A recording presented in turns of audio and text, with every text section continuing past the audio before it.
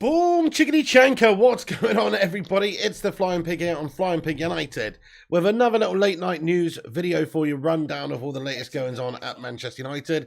Thank you Ruari for subscribing to the channel there, my son, getting in here raw at the start. Thank you for joining us, mate.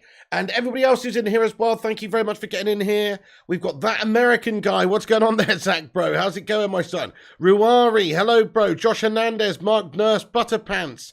Marky Nurse, Viking Football YouTube, Uncaged Squid, Josh Hernandez, Kerfuffles, Marco, Chris Koo, Nick Pendragon, United Forever, Richard 1999, Lombe Simacando, Miss Clayfield, Trading Cards, Mitch Clark, what's good, my friend? Simon Almeida, Jay Linners, Mikhail Kramer, Sports Further, Rob, Disco Dave, Must Play, Busy the Beast, James, TikTok, Jack Swan, 0793, Big Red, Vootinator, and everybody else as well.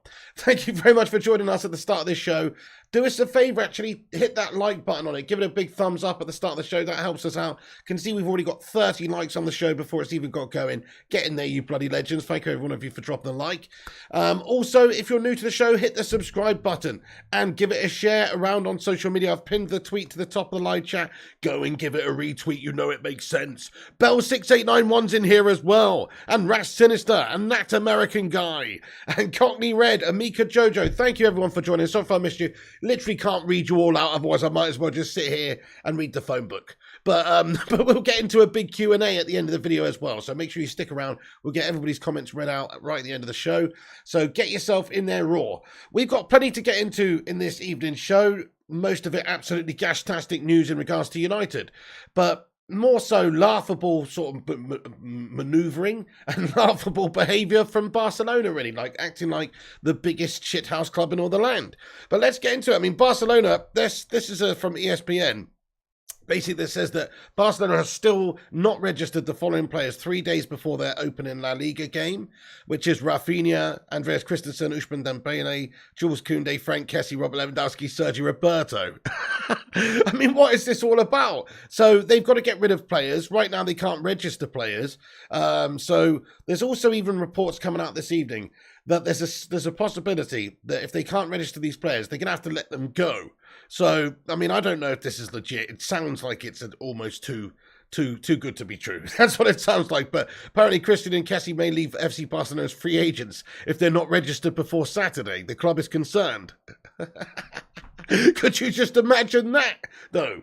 If Barcelona signed these two guys and they had to let them go as frees. I mean, what a bunch of melters. What an absolute bunch of melters. But anyway, I don't think that that's going to be the case. What will happen is, you can see here that Barcelona have scheduled new rounds of talks. This is from Fab from a few hours ago. Barcelona have scheduled new round of talks on Thursday for both Pierre Aubameyang and Memphis Depay deals. Chelsea are discussing an Oba side waiting for bid. Thanks, babe. She's just giving me a drink. Thank you very much. Chelsea are discussing on Oba's side, waiting for bid. Depay in talks for contract termination. And Juve pushing for 2-year deal. Barca want to keep one of them. All right, well, they're probably not going to be able to keep any of them, in all fairness. I think they've sort of made their bed now. They've signed all these players that they can't register.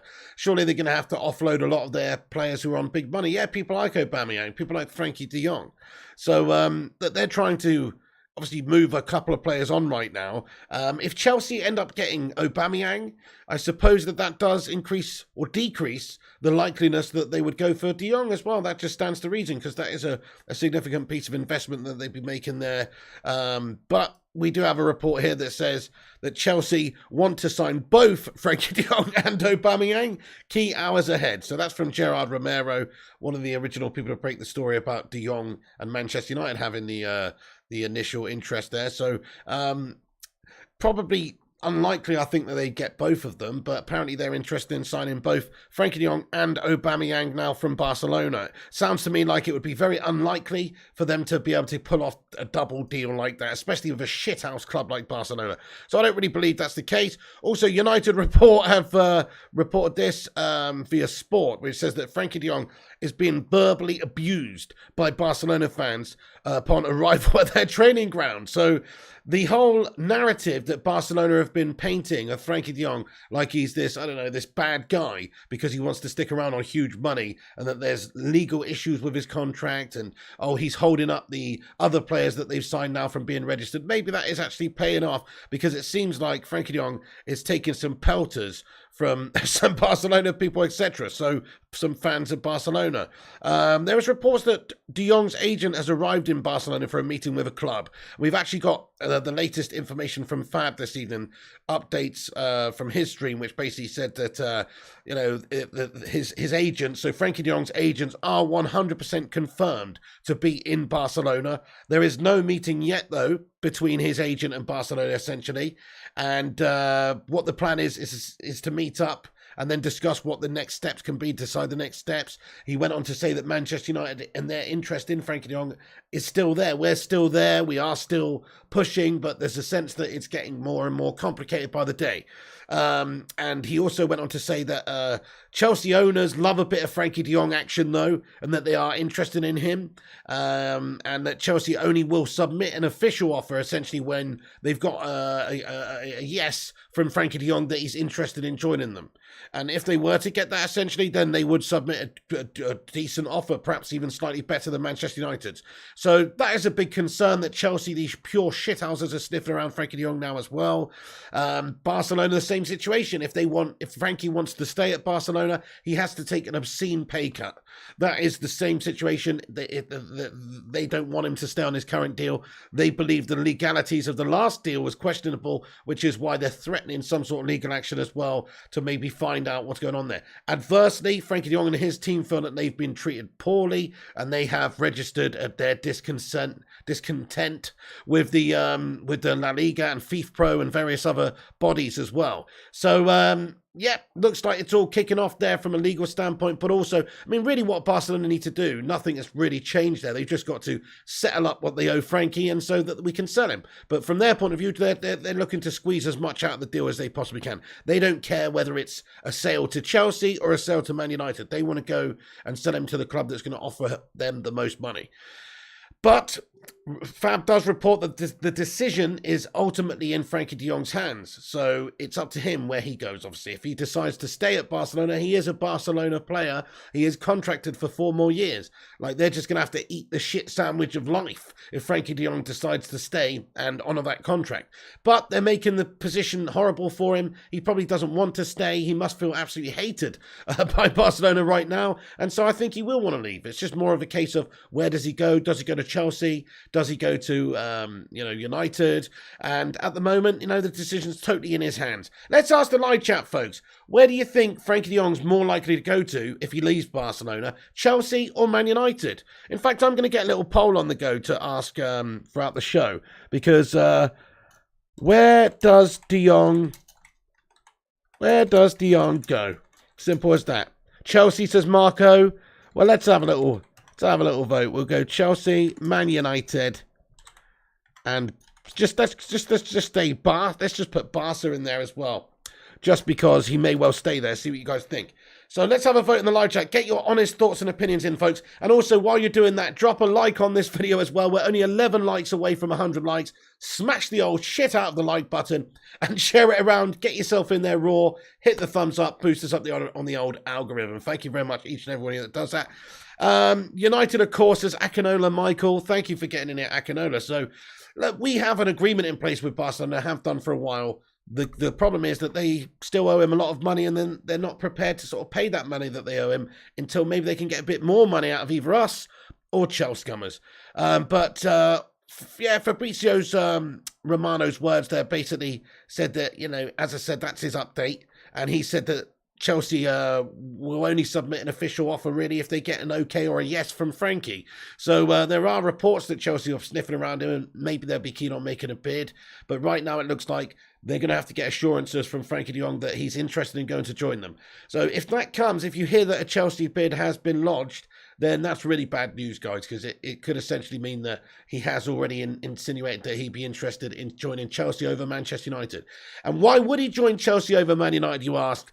Well, they do have Champions League football. Maybe they'll be prepared to spend as well. They might be prepared to spend quite an obscene amount of money and pay him somewhere in the region of what he's getting at Barcelona now, which is just madness. And there's a reason why Barcelona don't want to keep him. He is a good player, but he's just not worth the amount of money that they're paying, and they're paying him an extortionate fee, and that's their stupid fault for signing him up on that contract. But Man United, Man United most certainly are are a good option for him. Erik ten Hag's here. Ten Hag's desperate to get him in the side. They've got that Dutch vibe, that Dutch connection there, and of course the time together that they had at Ajax. So from that point of view, it does give us a +1. But unfortunately, Chelsea have also got a +1, and that is that they have Champions League football, and also Thomas Tuchel is a great coach. He's a good coach. I mean, he's won the Champions League with them, so he's clearly well placed for them to perhaps have a decent season, and then financially as well. If they're prepared to pay him more money than Manchester United are prepared to pay him, he's more likely to say, "Hey, piss off, Ten Hag, you baldy. That's it. I'm sorry, but I'm going to go cuddle up with Tommy Tuchel." So hopefully that doesn't take. That's not what happens, but it does concern me when Chelsea are sniffing around, because they might just be prepared to pay huge money and turn the player's head. Wow, okay, so I'm just looking at the chat very quickly. I can see that the poll has already had a lot of votes on, but 58% of the live chat think that he will be going to Chelsea. So maybe in the past he's indicated that he'd like to play for Chelsea as well. That's the thing, isn't it? It's like Man United is, from somebody on the outside looking in, if we don't have the Champions League football, you look at the start of the season that we had, you look at our owners as well. Like, from the outside looking in, everybody knows that our owners are a bunch of shithouses, the Glazers. Everybody knows that they're fully not invested in this side, and people know that there's unrest with the fan base. Look, we're having protests. There's a big planned protest against Liverpool, and lots and lots of fan groups are coming out, and even more people now are talking about new bids being lodged for the football club, etc. Like, there's an active movement to try and change things at Man United, but everybody knows right now it's rotten to the absolute core. And so if you're a player coming from the outside looking in, and there's various offers on the table, it's maybe not the most attractive of propositions right now, just because it is a stinking club with some big issues at the moment which need to be solved, and the biggest issue is the cash owners.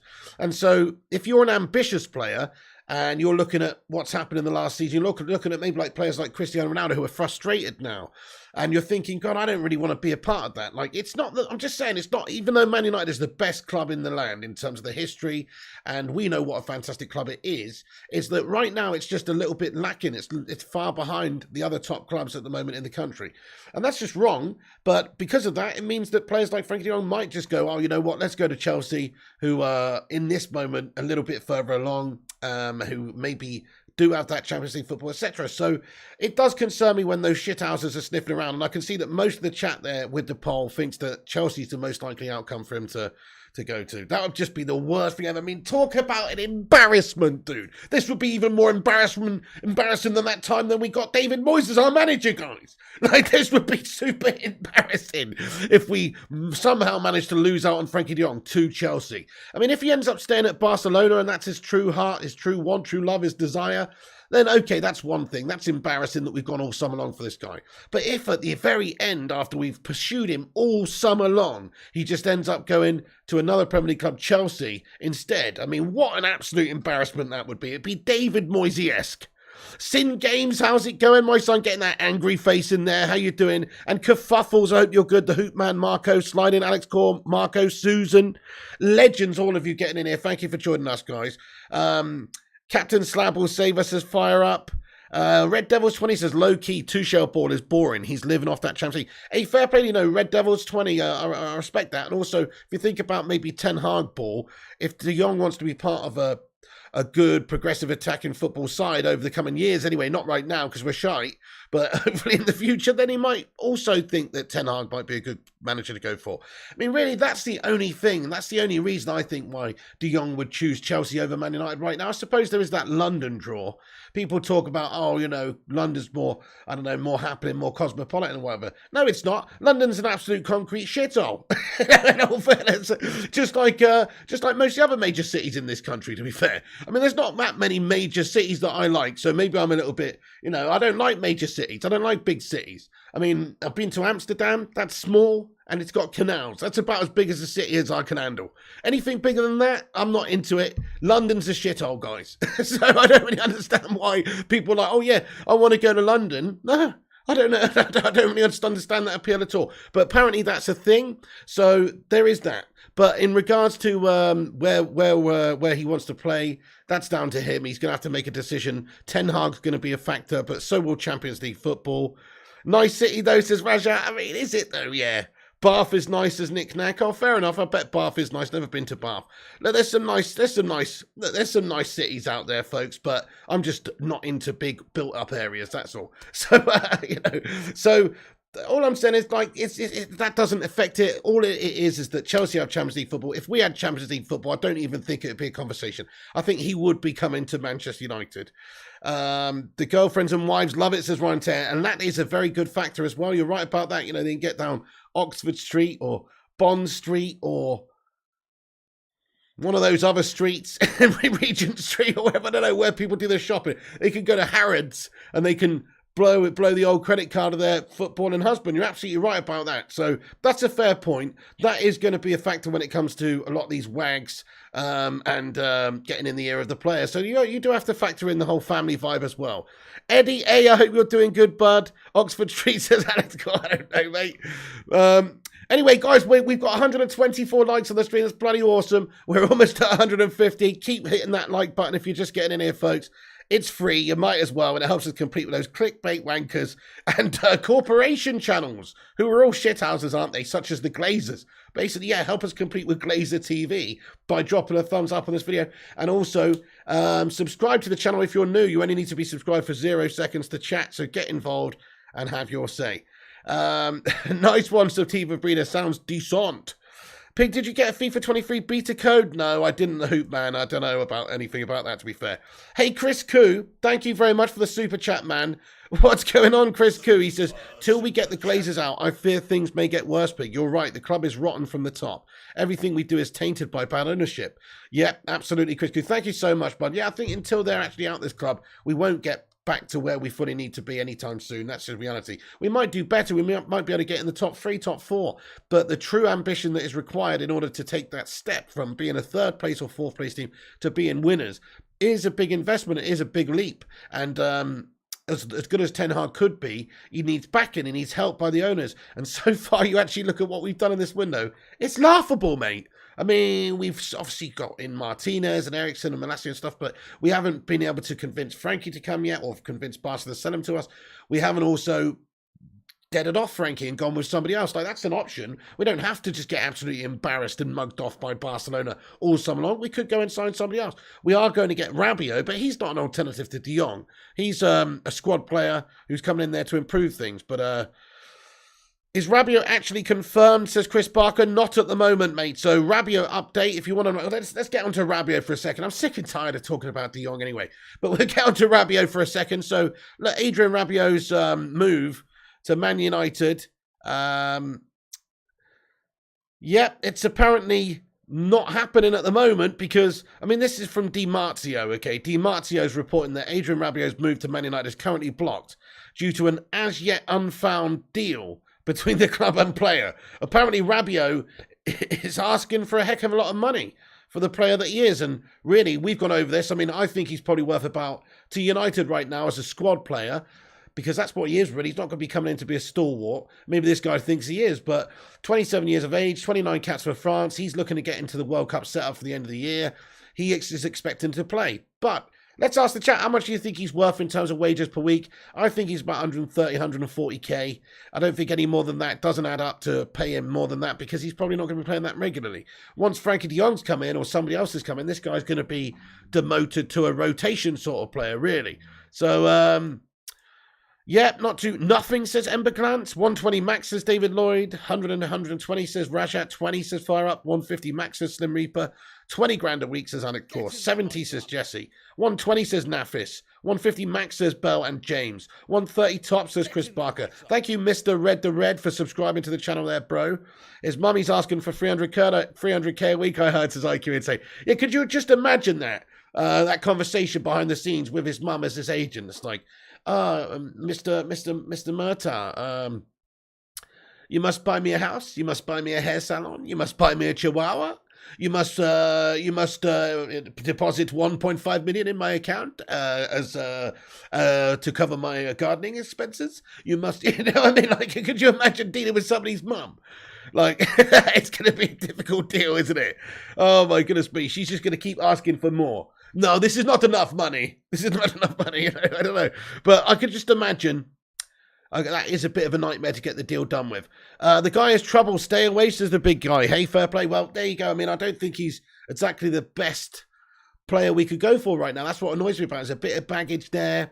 You have to deal with his old battle axe mam. You've also, there's a reason why the Juventus are so keen to get rid of him, guys, for 15 million quid. That's not a lot of money for a supposed in his prime player. He's obviously got baggage. He's obviously, they're done with him. I personally, I'm seeing red flags when I see this Rabiot deal. This Adrian Rabiot deal is a big red flag to me. Yes, he's a good squad player for us. Yes, he's probably better than Shotty McTominay.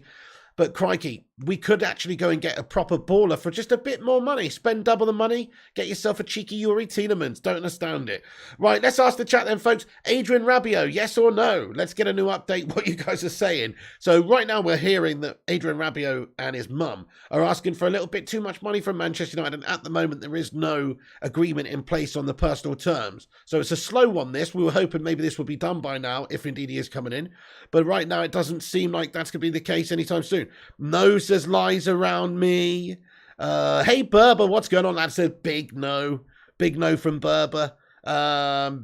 Yeah, yes says Marco to Ben Scott. I bet he will do it for a caravan for his Master Sing games. Periwinkle Blue. The wheels have fallen off. What the fuck do I want a caravan that's got no fucking wheels? You know what I mean? Sing games. I know what you mean. Yeah, absolutely. No says Alex Core. No says Mr. N Red the Red. No, says Eddie A, and United Forever. Rushimano, what's going on, Rushimano? You absolute bloody legend. Thank you for all the updates, bud. Yeah, I agree that Burby says ability is okay, baggage is hell no. Top Film says kerfuffles, absolutely classic, isn't it? Nas says 0793. Do I mean white flag says Russia Felicia as in surrender? No, I meant red flag as in a bit of a warning, But I see what you mean, surrender with the white flag. I got you. That's a good one. You'd rather play Donny at 8, says My Tie Design. Well, we need to get somebody. We need to get De Jong in. We do need more cover in that midfield as well. I've been banging on all summer long that we need 2 midfielders coming in. We need Frankie De Jong and somebody else because the combination, or just even individually, of Fred and McTominay, they're not good enough. Donny's still unproven in this Man United midfield as well. I've got a feeling under Ten Hag he'll be nurtured and we'll see the best of Donny van de Beek soon. But he's still very much unproven at United and hasn't done jack all to this stage.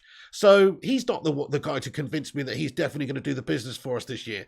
So we definitely needed to get another midfielder in there, as well as Frankie de Jong. So look, Rabiot's a decent improvement on some of the guff we've got. He's not a massive improvement. He's also coming in with baggage. He's also coming in with, not having ever played in the Premier League, and that is a different sort of animal. It's different. But what he is technically gifted. He is a good on the ball. He is a good passer, and technically he will provide Ten Hag with more control, which is what we need in the midfield because we can't control bloody anything right now. Yeah, well, there you go, Anthony White. He says, we've had 20 years of success. Time to enjoy mediocrity. Well, things do go in cycles. You can't expect to be top of the heap all the time, but we're working our way back up there, my friend. But unfortunately, I don't think it'll ever happen to the stage where we were before until those shithouse owners, the Glazers, are out of this football club. I'm a little bit buoyed by the fact that at the moment it looks like there's a couple of different consortiums, or at least one, that would be interested in tabling a bid for United, and I hope that they can do what they can to convince the Glazer shithouses to sell. Because if they are capable of doing that, then then we can start to see the progression of this football club taking shape again. But right now, we're just shackled by the owners. Okay, so that's the latest on Rabiot. There's not too much there, as I said, but the Rabiot situation is we are still negotiating with his mum, and she's been a very, very stern lady, and she's asking for a lot of money from us, and we're not playing ball at the moment on that case. It may well be agreed tomorrow. There may be a revelation, but right now it seems like there's just a little bit too much money being asked from their side, and so therefore there is no agreement in place on personal terms right now. Seems like that's the case. Di Marzio reporting that it's blocked as of now due to as an as yet unfound deal. So it's not been agreed yet. There's nothing in agreement yet. Still miles apart, which worries me. We don't want somebody who's coming in looking for a big payday anyway. If he thinks that he's coming to get a real huge payday, then I think it's a bit silly, to be fair. Nice one, Rushman. We've got an update on the De Jong situation. Right, let's get back into Jong then. So we've got a source here that says that De Jong's proposed move to Old Trafford, sources close to him have indicated that United were willing to pay a percentage of the money that the midfielder is owed in order to secure his signature. Right, yeah, I mean, that's interesting. I think it's sort of where we're going to have to go with Frankie de Jong, will be to have to pay him, or not pay him, but pay Barcelona a little bit of extra money in order to really get the deal done. But just to clarify what's going on, so Barcelona still not registering these following players. There's a belief that they may even struggle to keep older players like Christensen and Kessie, who have just come in, if they cannot register them before Saturday. So they're looking desperate to do some stuff. There is a sense that maybe something will be done in the next 48 hours for this, for some of these deals, guys. Like, of course, because of the time frame that they've got to register players. Frankie de Jong could be pushed out the door very soon.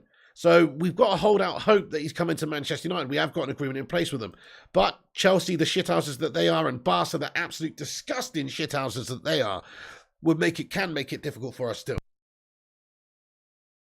Barcelona have scheduled a new round of talks on Thursday for both Pierre-Emerick Aubameyang and also Memphis Depay deals. So they're still trying to get rid of those guys as well. I mean, they've got themselves into a right state here, haven't they? Barcelona. I mean, what a weird way of doing things. I've never known a club operate in this way, where they just mortgage themselves, remortgage themselves all the time down the line, and then sign loads and loads of top quality big name players on huge money, and then haven't even got buyers for their other players, or are not prepared to pay the other players what they're owed, so they get rid of them out the door. It's absolutely bizarre. It's absolutely bizarre. And also de Jong's agents arrive in Barcelona. Had an update earlier from Fabrizio Romano that just clarified that they haven't talked yet, but that his agents are definitely in Barcelona, and so they're expecting discussions to take place very, very soon, and they'll have to talk and decide what's going to go on with Frankie de Jong's future. Is he more interested in Chelsea? Is he interested in Manchester United? Or is it a case of Barcelona are prepared to, keep him, or is he prepared to stay for less money? Will he walk without taking the amount of money that he's owed? All these things, which probably won't happen. He wants his money, and rightfully so. But reports are that he is being verbally abused by Barcelona fans upon arrival at their training ground. Quite interesting. So don't know if Barcelona's board of maybe putting a couple of little plants there just to give him a little bit of aggro to make him feel welcome. I wouldn't put it past them, guys. They are scum. But if not, then it seems like their tactics of trying to paint Frankie de Jong as the bad guy is very much working. It's very much working, guys, because if the fans at Barcelona are disappointed that all these new players, there's a possibility that they can't register all these new stars that they signed. Rafinha, Christensen, Dembele, who's previously, but Koundé, Frank Kessie, Robert Lewandowski, Sergio Roberto. If these guys cannot be registered, then a lot of people are going to hold, I mean, they shouldn't do because it's the hierarchy at Barca for getting them into this situation. But a lot of the people will hold Frankie de Jong a little bit responsible for staying, if he does indeed end up staying. So, look, his situation there, it's about as untenable, as horrible as it could possibly be. I think the only reason he's still there is because Barca are so tight, they don't want to pay him what he's owed, and Frankie wants to get paid what he's owed. So he's prepared just to keep his head down, to say that he's a Barca player, blah, blah, blah. But really, we know that he's disgusted at his treatment, and he is being treated in an absolutely disgusting way. So from that point of view, we're expecting he wants to go. It's just a case of whether or not he's going to be going to Chelsea, whether or not he's going to be Man United, or whether Barca actually do play the disgusting long game hardball and try and take him to court in order to look at the contract situation when he signed that new deal, because that's what they're suggesting, that there's some dirty foul play going on, and that the legalities of that contract that Frankie de Jong was given by the previous regime has actually been brought into question. So there's still plenty to play out in this one. The saga continues. Never-ending story. That's what it is, folks, with Frankie de Jong right now. Frankie de Jong abused, there you go. Also, Chelsea apparently want to sign both Frankie de Jong and Aubameyang. So we heard that, look, Chelsea are discussing an Oba side waiting for bid. Depay's in talks with contract termination, and Juve are pushing for a 2-year deal. Barca want to keep one of them. So, but Chelsea, apparently this is from Gerard Romero, I find it very difficult to believe that they'd be capable of signing both of these players. But apparently they are interested in signing Frankie de Jong and Pierre-Emerick Aubameyang. So just an update there. Take that with a pinch of salt. I think it'd be difficult for them to do it. Crikey, we got 474 legends tuning in right now, and we've got 173 likes. That's much less than half. You what? We could do better than that. Bacon Brigade, assemble! Smash that like on the video, guys. Get this sucker to 200 likes. Just thank you for being here, though. That's the most important thing. Thanks for watching. Remember, we're having a big Q&A at the end of the video as well, so stick around for that. We'll get into the chat and read everybody's comments out. Hey there, Vincent Bullock. What's good, mate? Big up, Fabio. Got this as well. Thank you very much, Kerfuffles. Only 8 away now from 200 getting there. You guys just need a cheeky reminder every now and then.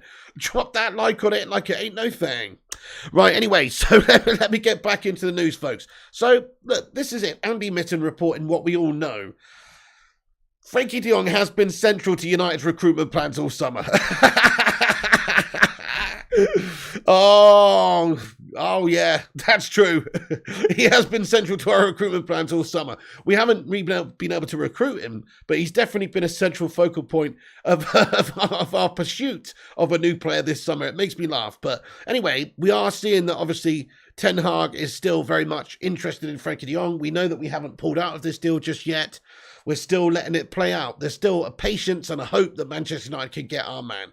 So Ten Hag's going to have a say in it. Ten Hag would feel, I'm sure, bitterly disappointed, probably disgusted, and probably on a personal level, annoyed with Frankie de Jong and well, Barca and our recruitment team a little bit as well. But certainly Frankie, because I think the only reason we're even in these discussions right now with Barcelona still, and we're still being patient, we're still waiting for Frankie, is because Frankie's already had a conversation with Erik Ten Hag, and he's already said, yeah, once these disgusting shithouses pay me my money, Bosch, I'm coming to play with you in Manchester.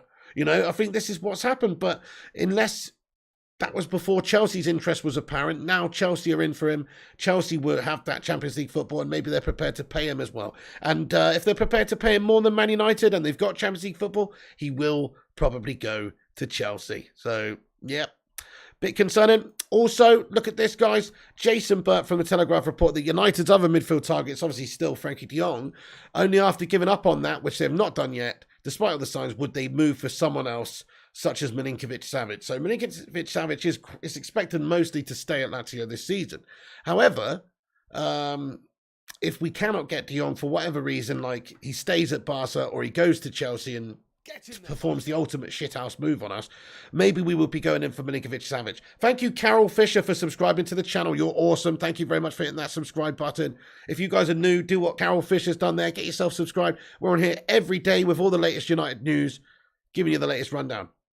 If he goes to Chelsea, who's to blame, says IQ Insane. Adfling Skill says Jorginho's rubbish. Well, I personally think that's another point as well. Actually, if you look at Chelsea's midfield, I'm sorry to say, it is a lot better than Manchester United's midfield. So his likeliness of playing week in, week out in United's midfield, it's got to be higher than playing week in, week out in Chelsea's midfield, because they've already got a midfield, whereas we have no midfield. So he knows that he's going to be slotting into United's midfield in Ten Hag's system, in Ten Hag's team, as the main guy. He's the number 6 probably for us, but he can obviously play different positions as well. But I see him sitting deep in front of the back line, but he may well not do that role. It depends where Ten Hag's going to put him, but I do think that he will have a big role to play in Man United's team every single week whenever he's fit.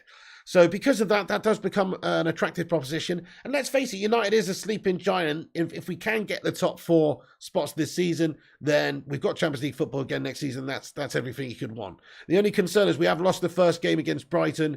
We are looking ropey, and that's not good. I mean, if we had won the first game against Brighton, it just maybe shows a little bit of positivity. But right now, it's not looking too good that we could even have a positive season. We're only one game down.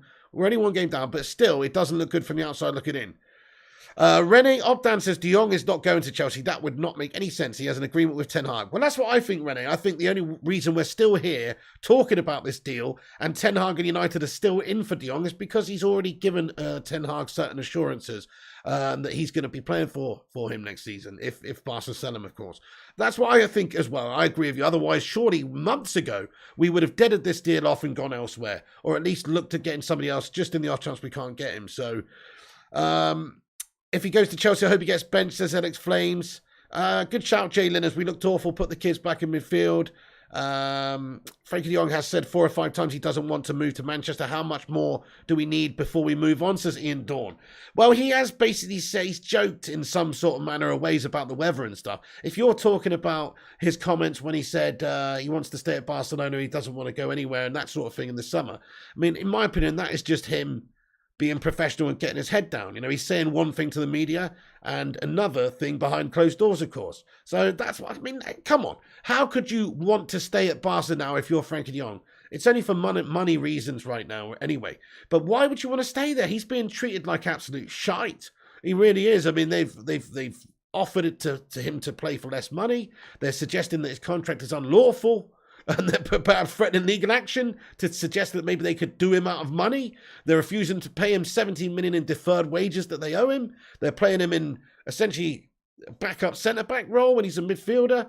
And they're publicly discussing the situation with other teams and stuff. We know they've agreed to deal with United. So all of those factored in, he's not going to want to stay. I think if Man United was the only offer on the table, he'd come to us. Now it gets a bit more interesting now there's Chelsea in the mix, because he might want to go to Chelsea, but that's up to him to decide. But certainly I think Ten Hag will have had some assurances and some conversation with him. Otherwise we wouldn't be even at this point. Yes, Erik Ten Hag and Man United need to move on from De Jong and should have done that a few weeks ago. Okay, interesting. Well, I'm really quite disgusted by the poll. So we got a poll on the go, which has had 500 votes. Thank you, everyone, for voting. And I asked you, where does De Jong go? And 50% of the live chat say Chelsea Scummers, 38% say Man United, and 11% say he stays at Barca. So most people think he will leave, I guess, due to the treatment that he's received being so disgustingly awful. But Chelsea seems to be the number one destination that people think he will end up going to. And maybe that's because, well, it's this, like I say, the draw of London maybe, and his misses and that sort of stuff. Johnny, thank you for the £10 super chat, Johnny. Get in there, my son. Let's get a sue in the live chat. Johnny, thank you very much, bro. He says, when all is said and done and the transfer window is dead, we'll be lining up against Liverpool with a midfield of McFred. Dude, we got an actual poet in the house, mate. Johnny, that's fucking awesome, mate. I like that. When all is said and done and the transfer window's dead, we'll be lining up against Liverpool with a midfield of McFred. Fucking, that is shocking, isn't it? I hope you're bloody wrong there, bud. Frankie de Jong's got to come in. I mean, even this Rabiot twat is better option, isn't he? I'm really not bothered about Rabiot, though, dudes. You know, I'd almost rather we sign just a random rabbi than Rabiot. You know, who is this guy? No, he's look, we know who Rabiot is. Obviously, he's been a successful player. He's played it for PSG. He's played for Juventus. He's played 29 times for France. We know who Rabiot is. I'm saying tongue-in-cheek. But really, it's not what we need, guys. Some Melter, some Juve cast-off. Fuck me. They've gone and got our cast-off, Mr. Paul Pogba back, and they've demoted Rabiot to a cast-off. It's like, he must be shite, guys. I mean, there must be something that we're missing here, folks. In regards to him, on paper, he seems like a good quality player. And from what we've seen, you know, he is a technical player. He is somebody that's going to, I guess, give us more options in that midfield. And he's cheap. But ask yourself why. Ask yourself why. Too much baggage, too much hair, and just and too much family members involved in his business. I think he's not really the perfect player for us at all right now. So it wouldn't bother me at all if they ask for too much money and United decide that there's just not enough value in the deal. We don't want to pay him 200,000 pounds a week or whatever crazy money he's asking for, and we decide not to bring him in. That's actually what I hope, because I think it maybe forces us to go and sign an actual better player. So that's my opinion. I think we've got to be looking at getting other players in. I mean, this link here, you know, we are linked to Milinkovic-Savic. I'm not suggesting we could get De Jong and Milinkovic-Savic, but why can't we sell one or two players and restructure a few things, and then go and get De Jong and a quality midfielder, like somebody for another 40 or 50 million. Cheeky Yuri Tielemans, we keep going back to him.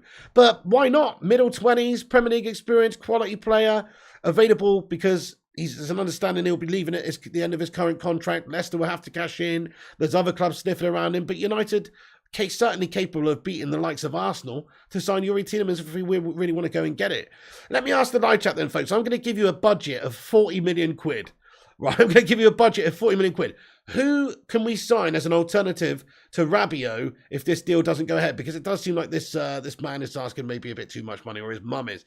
So who would you want to see come in? Don't say Ruben Neves because he's too much money. But then again, we can restructure things and sell players. Conrad Lamer's a good shout, Kerfuffle. Sangare says in Infini. Matthias Nunes says Kingslayer. Tielemans says Chris Barker. Lamer's a good shout, Amida Red. Mark Harris, thank you for getting in there with a $2 Aussie dollar super chat from down under. Thank you very much. He says Erik Ten Hag, the Dutch Kojak with no fucking lollipop. Who loves you, baby? Mark Harris, nice one. Hey, well, to be fair, Kojak was an absolute don. So let's hope he has the success of Kojak around these parts. But no, fair enough. He hasn't got the lollipop, and that is a bit of a shame. Thank you, Mark Harris, for getting in there, bud. Who loves you, baby? Lema Sangaro, Mateus Nunes, O'Reilly says Horseface. Lamer, to be honest, we can't compete against Arsenal for Tielemans, says Twisted Fate. You what? What do you mean we can't compete against Arsenal for Tielemans? Is that a joke comment, Twisted Fate? We can compete against Arsenal for everything, to be fair. I mean, the only thing we can't compete against them for, I guess, is the fact that we've never won a Champions League. You know what I mean? That's the only thing we can't compete against, because they've never fucking won a Champions League, but we're a much bigger club than Arsenal, so of course we can compete with Arsenal. They also do not have Champions League football. This isn't like the Chelsea Jong situation where we're a bit worried because he could be going to a Champions League team. No, Arsenal and the Hollands are in the same boat as us. They're in that Europa League Thursday night guff. So because of that, I still think that Man United, most players, if there was an offer on the table from both teams, Arsenal or United, I still think most neutral players would be keen on joining Manchester United compared to Arsenal. Just because Arsenal have been away for quite a while. I know United's last season was one of the worst, but before that we were second, before that we were third. We've been in European finals in recent years. We've even run European finals in recent years. So we're a bigger club than Arsenal. We're definitely a more interesting place or team to play for than Arsenal, I think. We're not what we used to be. You're right, IQ Insane, but don't be putting us down there with Arsenal, mate. I feel insulted. No one wants to play with Maguire. Well, no truer words have been said there, Bristonia Mackham. Stefan Harringtonio, you legend. I hope you're good, boss. Matthias Nunes is a quality player, says Stuart Alderson. You started a piggy run, says Twisted Fate. I just don't get it. Anyway. Okay, so look at this as well, folks. So Tom Ruddy reports that Chelsea are close to reaching an agreement with Barcelona for Frankie de Jong. He's believed to prefer a move to Chelsea over Man United, but he remains uncertain on his future. So I really hope that's not the case. Hopefully Ten Hag and the Ten Hag effect will have a say in this. So let's just hope that that is the deal. Right, folks, let's just get on to Gakpo very quick. We've got some Gakpo news, and we've got some news here. Sky Sports reporting that from Marcel van der Kraan that he is the kind of player that Erik Ten Hag likes. Arsenal apparently made a bid a couple of weeks ago. 5 Premier League clubs are interested, but if the choice is there, he'd go to Man United. So looks like because of the Dutch vibes, the Ten Hag vibes, maybe he'd be keen on going to play for Manchester United. United's obviously a huge club. Like I just said, if there was a choice of going to Arsenal or United for most players, look at Lisandro Martinez. Then again, he's got the Ten Hag factor, which is different. But even so, I still think United's a much better place to play, much more potential, higher ceiling in a shorter time. But you just never know. I mean, this with our owners, who knows? Mark Harris, thank you for another super chat. He says, at this stage of the gravy, I want Ralph back.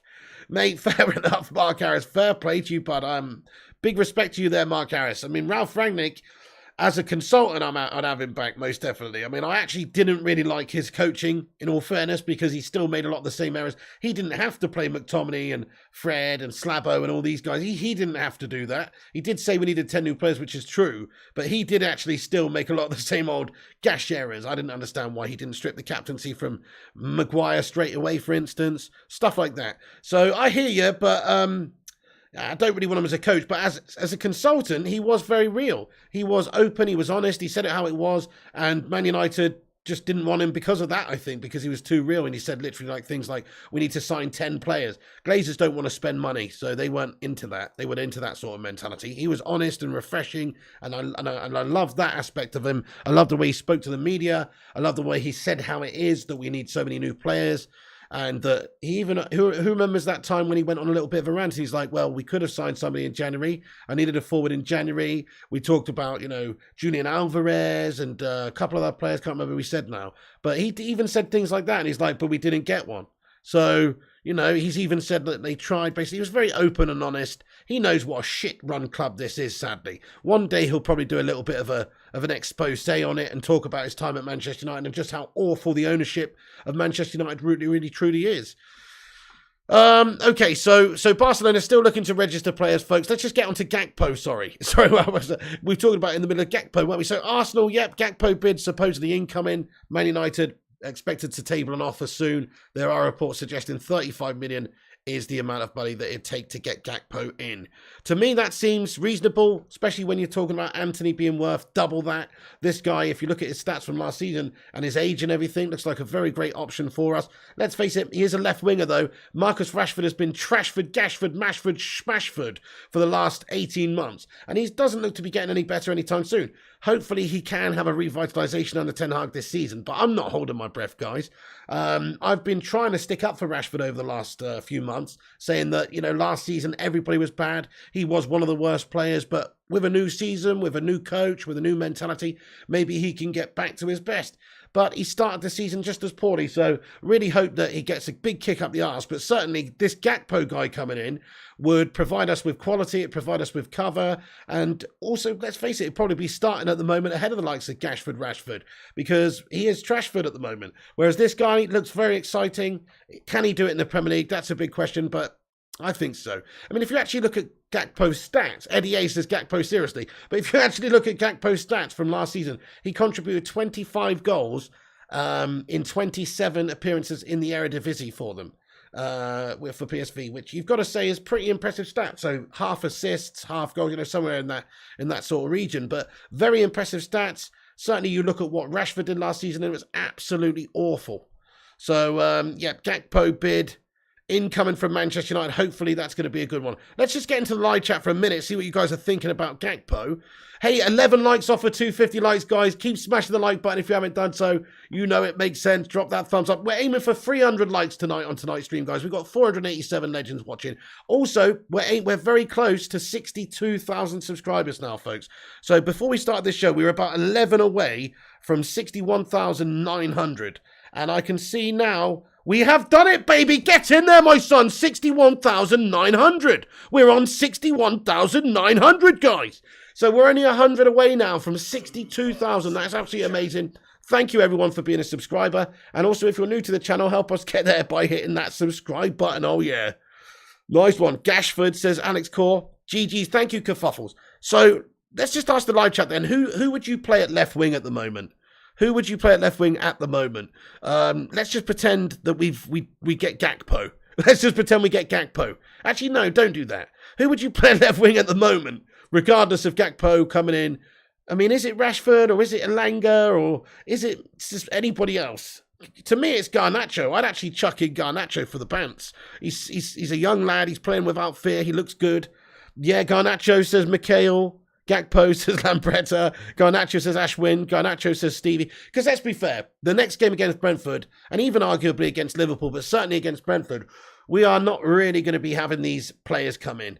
Rabiot's probably not even going to be in by then. So we got Brentford at the weekend. We probably won't have any more players in. Left wing, and Elanga says Siddharth, Garnacho says Malps, Garnacho says Sativa Breeder, and Pyramid Scheme, and Nas, and Callum. I love your style, guys. Thank you very much indeed. Garnacho's the one, isn't he? He looks like such a natural super talent.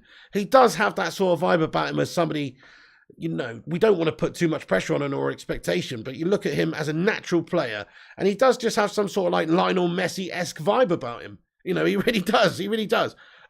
He's so young. He needs to harness that talent, of course, and develop and stay committed and dedicated and all the rest of it. But he certainly seems at his age to have a lot of amazing talents. Sancho, left wing Sancho, interesting mouth. But who's going to play right wing then, bud? Sleep Tight says, hey, Piggy, you missed my chat. Oh, I'm so sorry, Sleep Tight, bud. Sleep Tight, I've shat the bed, haven't I? Guys, let's get a double love heart and a double sue in there for Sleep Tight. Thank you so much, pal. He sent another one. It says, hey, Piggy, how you doing? Do you think we'll get Jong? Sleep Tight, thank you so much, bud. You know what I think you should do, Sleep Tight? I think you should grab your pillow from the cool box, mate. Lay down on it and sleep tight, my friend, and go to sleep. Because you're not going to like this one. This one's going to put you to sleep, bud. No, in all fairness, I kind of do. Yeah, I kind of do, because we've been pursuing him all summer long. I feel Ten Hag's had a conversation with him, and he's got some basis that Frankie de Jong will come to Manchester United if he's pushed out at Barca. So I do think yes. But clearly, look at the chat. Most people think he'd go to Chelsea. Not that many people think he wants to come to Manchester United. So maybe I'm in a little bit of a small club there. But I do think he will come to United, guys. Yeah, I do. Only because of Ten Hag. There's no other real reason why that would happen. and because of his awful, awful treatment by Barcelona. Do you know what? There is no late night FIFA tonight, Ricardo, but you'll be pleased to know that tomorrow, Friday, Saturday, and Sunday, we'll be back doing normal, regular late night FIFA, and that'll be the schedule until the new game comes out. You'll go for Garnacho, says Magali. Good shout. Mark Harris, thank you for another $5 super chat, broski. He says, what's happened to Iqbal as he's selling programs at tier 5? What the fuck, Ten Hag? Play the fucking kids. Fuck de Jong. Under 23's plenty of talent. Same old shite. Mark Harris, fair point, lad. Yeah, fair one. Well, okay, well, Matt, we haven't actually given him a chance yet. I mean, he's only had one game. I feel you, though. He didn't have to play McFred in there, did he? He didn't have to play Slabo, Maguire, and Dallo and these guys. He didn't have to play the same old guff. So you make a really good point. My thoughts is that some of these players are ready to come into the side. Like we just talked about Garnacho, maybe Mejbri as well, like you just said. Iqbal, and some of these players, they could certainly be coming into the side. Garner, I mean, I'd rather Garner than Scott McTominay or Fred right now, to be fair. At least his mistakes are the fact that he's learning, he's a young player, and maybe he's got bigger potential than those guys. So I actually agree with you. Ten Hag has got a proven track record of doing that, though.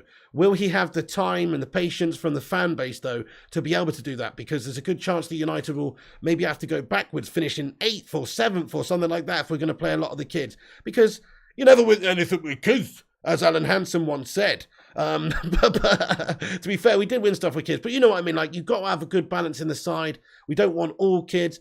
A few kids in there, though, I think it's a great idea to nurture them. And you got to plant these seeds for the future so that in a few years' time, we can be that amazing side. We can have a class of 22, the class of 22 that won the Youth Cup. We can have a special crop of players in a few years' time. The only way that's going to happen is if you develop these players and you play these players. So in some ways, hey, look, I'm all for playing these youngsters. Let's look at the right wing position. So the right wing position, we've only really got Sancho, Pellistri, and Amad Diallo. Well, worst case scenario, if Sancho's injured, well, we've got Diallo and Pellistri. They're youngsters. They're probably not quite ready to do it for us right now, but when are they ever going to be ready unless they get game time and opportunities and chances to flourish? So, yeah, I'm all for it. Play the kids, mate. Hashtag play the kids. Let's get a hashtag play the kids in there. Certainly, loads of these grot bags need to get out of the club, like Shotty McScott and also, Freddie Flintstone, and also Slabbington Maguire, and all the rest of these fucking melt bags, in all fairness. There's a lot of them. So I would be all for giving opportunities to young players, and I think Ten Hag, if you look at his track record over the years of what he does and what he's known for and what he's done at Ajax, that's all he's done is just buy players or bring players through and develop youth players into really good senior players. That's what he's done. So if anybody can do it, Ten Hag could do it because he's done that year after year after year after year. Pelistri's a badass, says Chris Barker.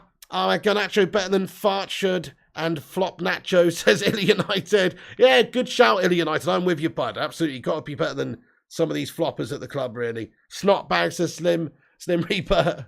There you go. Oh, 793 says Ferguson did it. He played kids and look what happened, eh? There you go. Exactly. You've got to let these kids flourish. Sometimes you've got a special crop. And I think right now, actually, if you look at the youngsters, Man United does have a very special crop of talent of young players. And the only way they're going to turn into worldies and develop into and fulfill their full potential is if they get games and if they get nurtured and if they're not just loaned out to Preston North End. I say that, but Bex was loaned out to Preston North End, wasn't he? And look how Beckham turned out. And right now we've also got Alvaro Fernandez out on loan doing well as well. So actually, I'll take that back. But you know what I mean? Like, it's good for us to have a few players introduced into the first team every season and to try and keep that competition, to try and get those hungry youngsters who've got a point to prove. There's something to be said for that. Some people are just naturally great players as well, like Garnacho. I saw a very, so the last preseason game Garnacho played, saw a very fearless performance from him, whereas you see some of the more experienced, more senior players, and they're cowering away. They're headless chickening it up there. He's like the sort of player that wants the ball, that's playing others in well. And so if you're good enough, you're old enough. We overhyped Alanga. He's not had a good preseason as he looks a bit ropey, but he's still very young himself. Give him time to physically develop. I think that's a problem for him right now, is physically he's not there. He's a bit of a weakling. He's quick as fuck, Alanga, and he's like strong and he can jump and he's a very good athlete, but he's wiry. He's not got much muscle. He's a bit of an easy target. He gets knocked off the ball really easily. That's what it is. But give him a couple of seasons of just getting a little bit more muscular maybe, and I know he's ripped to shit as it is, but you know what I mean, just a bit more dense as he turns into a proper man, then I think you'll see him be able to ride challenges better and be a better winger. But right now, he's getting bitched around a little bit out there. Sleep tight, thank you for the super chat, my man. He says, what do you think about Michael Knighton?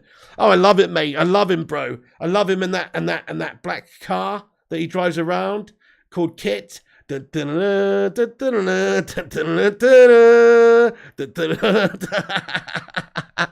you're talking about. So Michael Knighton's obviously this guy. If you got the reference, you got it, and played you. If not, you're like, what the fuck's this guy on about? But no, anyway. So no, Michael Knighton, I like him because he's not the Glazers. There you go. That's it. That's all I need to know. Are they a Glazer shithouse? No. Okay.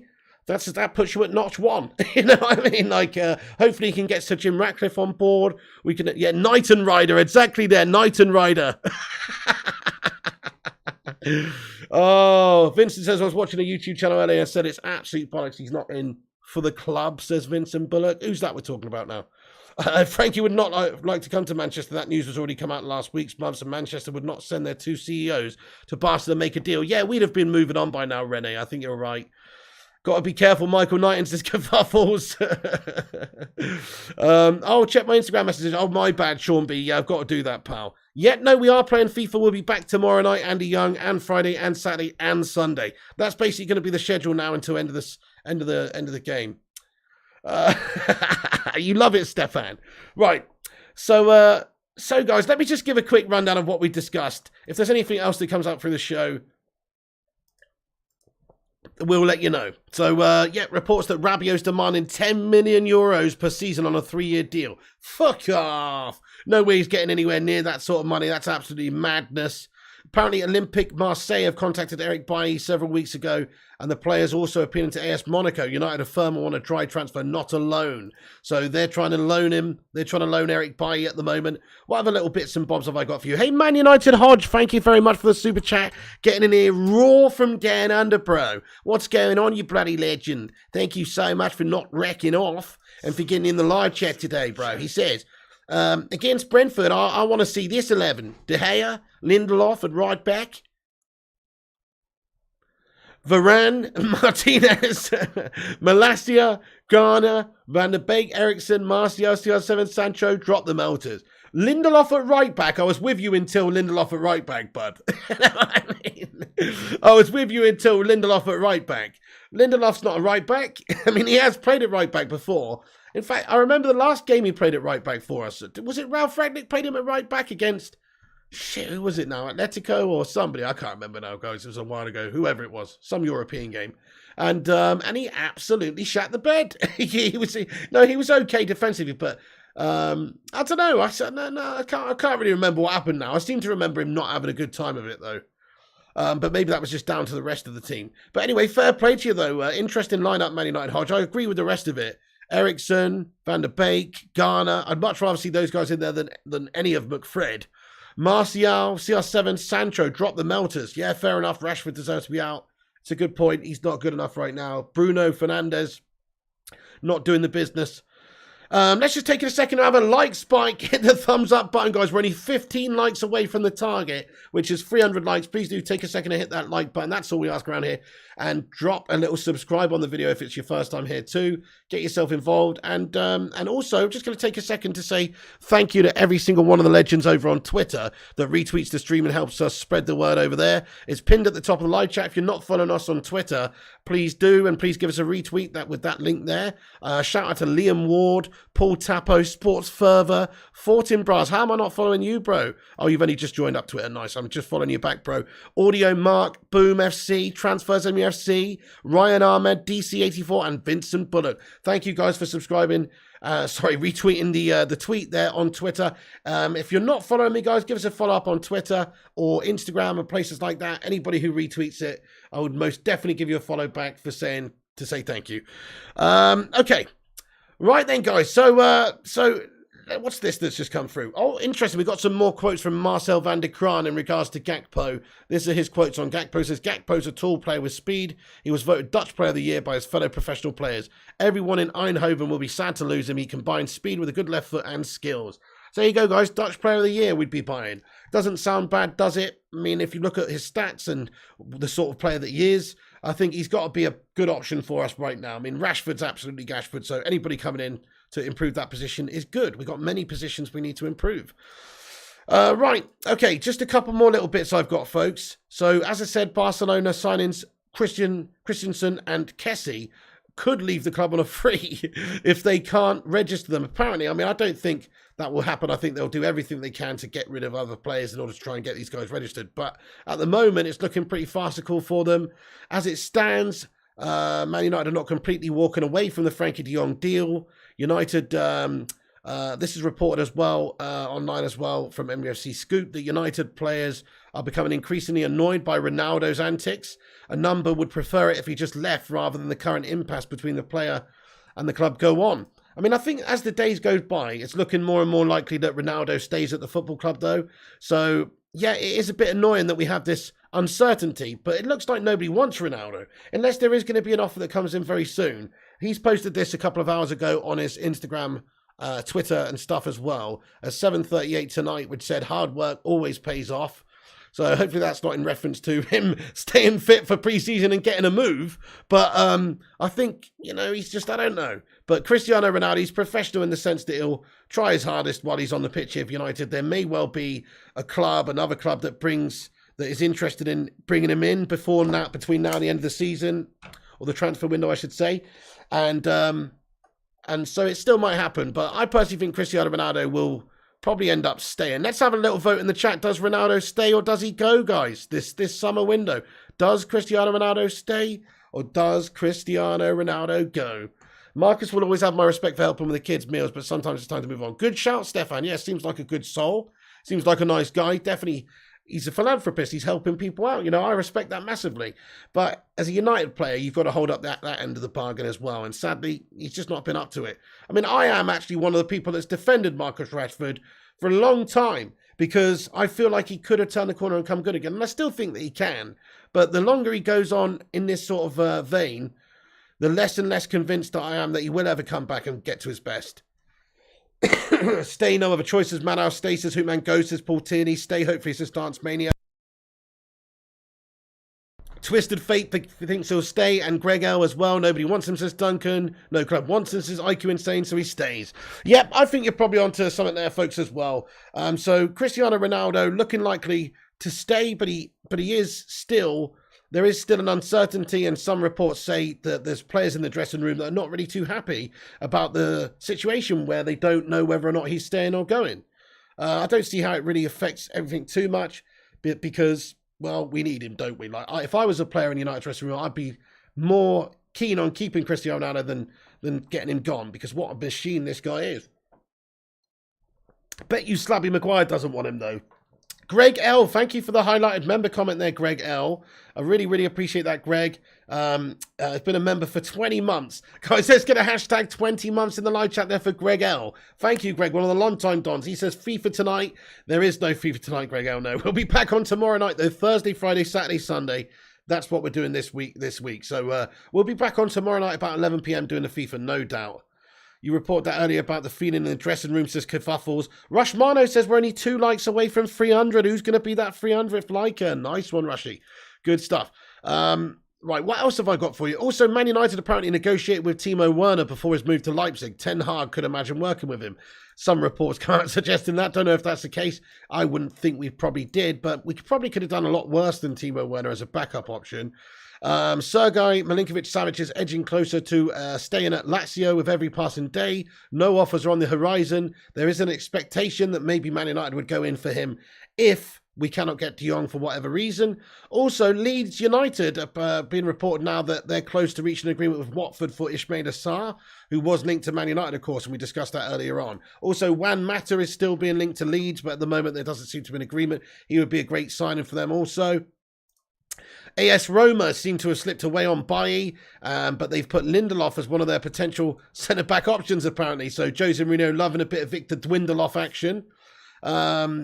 Also, we've got a report on Ethan Laird. He's in talks with a loan move to Preston North End. Fernandez already on loan there. What do you think about Laird, guys? Laird looks good to me, guys. I mean, I think it'd be a mistake to let that kid go out on loan, actually. I mean, I'd almost be prepared to give him a nod over what we've got at the moment. What do you think, folks? Keep, loan, or sell Laird? Simon Cowie, thank you so much for the $8.99 super chat, you legend. Get in there. Let's get a sue in the chat for him. Simon, thank you for always sending super chats and getting your passionate thoughts and opinions in, mate. Love it. He says, Pig, I think Man United will get De Jong, because Chelsea's bid is around 65.6 million euros, while we have an agreement for 85 million euros. Barcelona need the money, and they have conned players to take deferred wages. Yeah, that's right, Simon Cowie. Yeah, fair enough. I mean, I don't know if they've even tabled a proper offer yet. What we've heard from Fabrizio earlier on tonight is that Chelsea want an understanding. They want a verbal yes, essentially, from Frankie's team that they would be prepared to accept an offer if Chelsea came in for him before they're prepared to make an official bid. So I actually, from my end, the information I'm working on is that they actually haven't tabled an offer yet. So, I mean, there are obviously different sources reporting different things, but Fabrizio says that there is no offer right now. And it sort of depends. Chelsea will only submit an official offer when they know Frankie's decision. So we have to see. I still think that if Chelsea really wanted him, they'd just go in and shithouse the deal, wouldn't they? And just add a couple of extra million on and just beat us to it if they really want him. But anyway, so that's interesting. Thank you, Simon Cowie, for getting in there. They definitely wouldn't want to sell him to Chelsea for anything less than what we're prepared to pay. They don't care who they sell him to. They just want the most money. So if Chelsea want him, they'll have to slightly beat us. There were some rumours or reports that 80 million euros up front would get the job done for Chelsea, because United are offering, 75 now up front with 10 down the line. So 80 up front with 5 down the line, something like that, might just get the deal done. So Chelsea apparently only going to make a bid, though, once they've got some sort of a confirmation from De Jong and his team that he would be prepared to go to Chelsea. But yeah, Frankie de Jong's still very much Ten Hag's number one target. And Frankie de Jong's agents have put the contract situation with Barcelona into the hands of lawyers. The situation has been made known to AFE, Association of Spanish Soccer Players, that is, FIFPro, and La Liga. So that is interesting. So it looks like there's definitely legal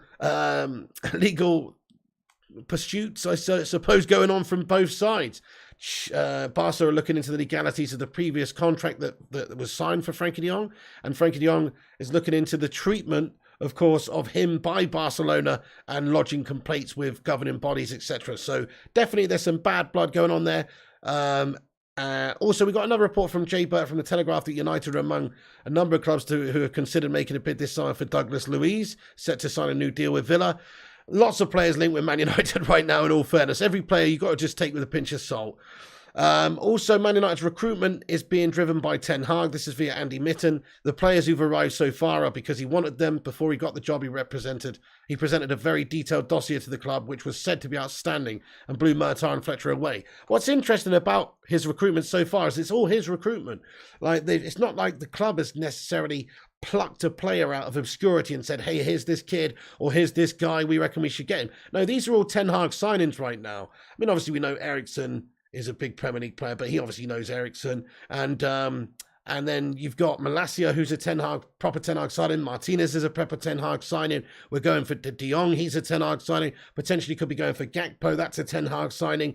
None of these are players that have been recruited by our scouting network or our recruitment team essentially themselves, which is good, but it's also worrying, because what the fuck are these guys doing with their jobs? Ten Hag's just got his own list of players that they have to go and pull from, because United are incapable of bringing other players in that are up to the task, maybe. Hey, Rob, thank you for getting in here. How you doing? Hey, what's going on, Lucky R? Thank you so much there, Lucky R. Really appreciate you, dude. Can we get a sue in the live chat, please, there for Lucky R? Thank you so much, Lucky R, for getting in there raw, dude. Everyone, please do get a sue in there. He says Man United should think about Eden Hazard. We should think about Eden Hazard? Eden Hazard, you say? Nah. Sorry about that. Absolutely sorry about that. It's not going to happen, dude. Eden Hazard is not... It's not for me, bud. He's too much of a fucking meltbag prima donna, lad. I can't stand him, to be honest with you, bud. I really can't stand him. He's one of those players that could have had an incredible career. I know he's had a great career still, but he could have had an incredible career. He had all the qualities in the world, but he just can't be arsed. That's how I view him anyway. Zamiasi, thank you very much for being a member of 2 months of the channel, bud. What? Zamiasi, get in there, dude. He's been a member for 2 months. Get in. Guys, can we get a hashtag 2 months in there for Zamiasi, everybody, please? Thank you so much, bud. He says, Pig, we are getting to gnarly. The only thing you're getting is a fucking toenail, bud. no, I've seen that, bud. I've seen that Arsenal in for Tonali as well. Why are United just letting a player like Tonali potentially go to Arsenal Hollands? But yeah, Arsenal apparently to bid 50 million for Milan Sandro Tonali. He could become obviously a really great signing for Arsenal. If they do get Tonali, I mean, crikey, I'm jealous about that one, folks. I think this guy's got a great bit of potential. You know, he's in his middle 20s as well, but I definitely would be interested in a bit of Sandro Tonali action, dude. So, yeah, what do you reckon, guys? Would you take Tonali at United, yes or no? Thank you very much for the highlighted member comment there, Zamiasi. Appreciate you, my man. That is awesome of you, Zane. Appreciate it, dude. There's no FIFA tonight, Bucky Badass, but we will be back tomorrow night. Guys, we've smashed 300 likes. I didn't even see. We got 326. Baby, we did it. Break out the red panties. It's red panty night. Thank you for hitting that thumbs up, everybody. That is amazing. If you're just joining us, drop a little like on the vid. Help us get to 350 likes. You know it makes sense. Chris Barker says, Belotti for fuck's sake. So obvious, says Chris Barker. There you go as well. Another great option. And very cheap. And, you know, that's it. We United, we know that we don't like to spend a lot of money. Hell yes, there's extras on. Right, we're going to get into the live chat, folks. So you've seen the rundown of all the news. That is basically what's going on, you know, all this malarkeys. We've gone over it all. If you just join in. But Frankie de Jong to Chelsea is looking a possibility now. Man United interested in Gakpo. David Perez, thank you for subscribing to the channel, mate. Appreciate that one. Nice one, nice one, nice one. Okay, so... yeah, lots of legends getting in there. Let's get into the live chat and see what you peeps have got to say for yourselves now. We're going to go in there raw. So I'm going to stick around for a good period of time here, see what you legends are saying. Have your say. Now's the time. You've listened to me waffle on for over an hour. Crikey. So I've been waffling on for over an hour. Now it's time to have your say. Zay Miyasi with a super chat, though. He says, all the players want to join the Arteta revolution and live in London, says Zay Miyasi. Do you reckon?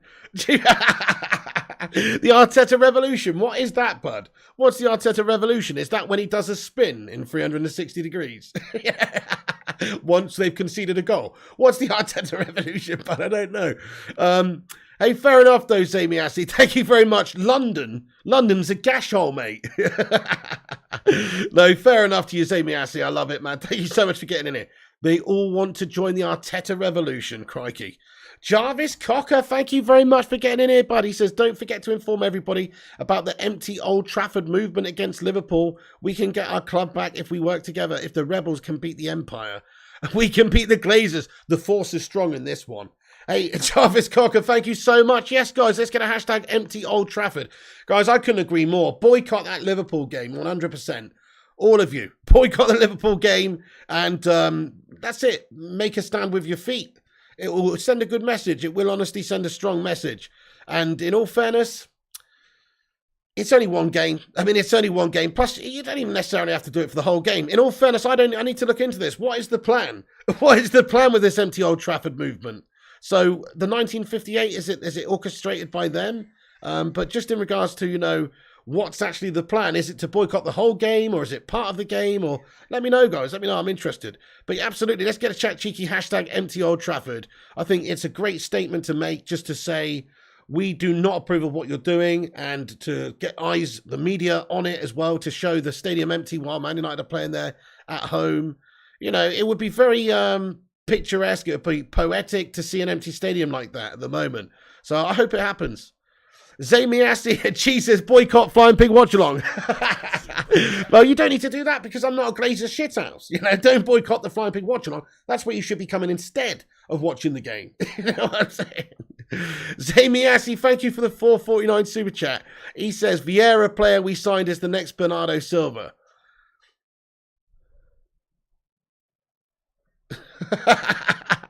That Vieira melty you got, bud. Oh, fair enough then. Zamiasi, you can't even spell it right, pal. So, thank you, Sammy Assi. I appreciate that, dude. Nice one. You know what? Okay, fair enough. Look, I haven't seen all that much of this guy, this Vieira guy you signed. But you got to work on the spelling of his name, bud. Do you not remember Patrick Vieira used to play for you, bud? It's the same as that. Anyway, I'm only kidding. Who cares? But thank you very much, Sammy Ashley. Let's get a love heart in there for Zane. Don't knock the 1958. Oh, I'm not knocking the 1958. I think the 1958 supporters group's great. Yeah, it's all about saying no to the shithouse Glazers. And as I've said many times on this show, check out the 1958's Twitter page. And so you can keep up to date with what's going on with the movements and stuff. What was that, babe?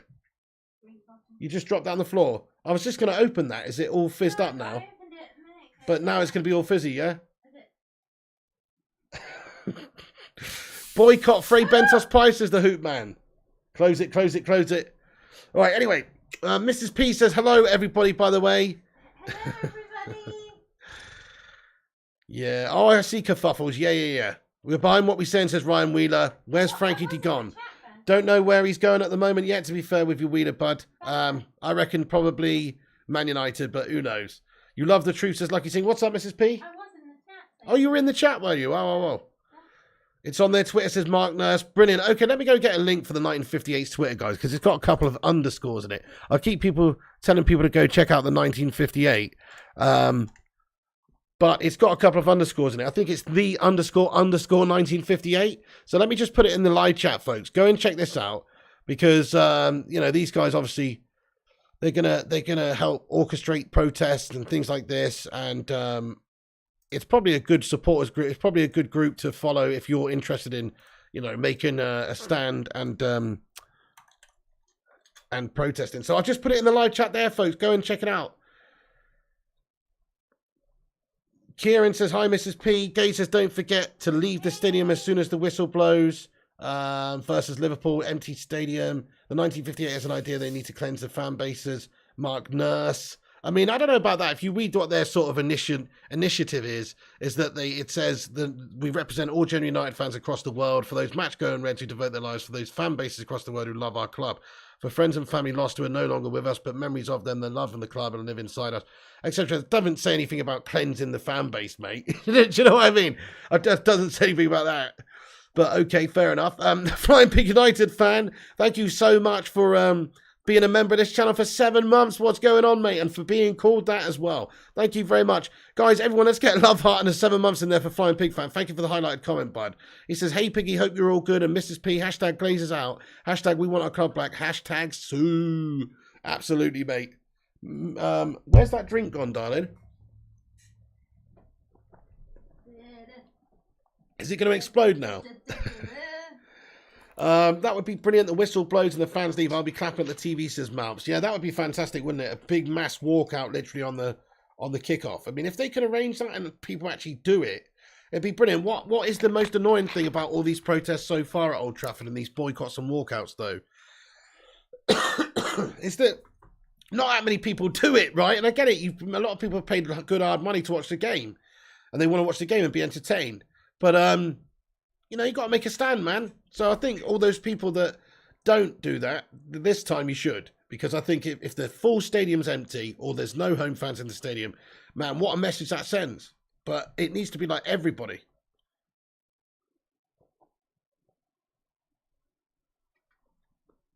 Yep, Jarvis says, let's just focus on getting rid of the Glazers. After that, we can go back to fight amongst ourselves. You're right about that, Jarvis. Good shout.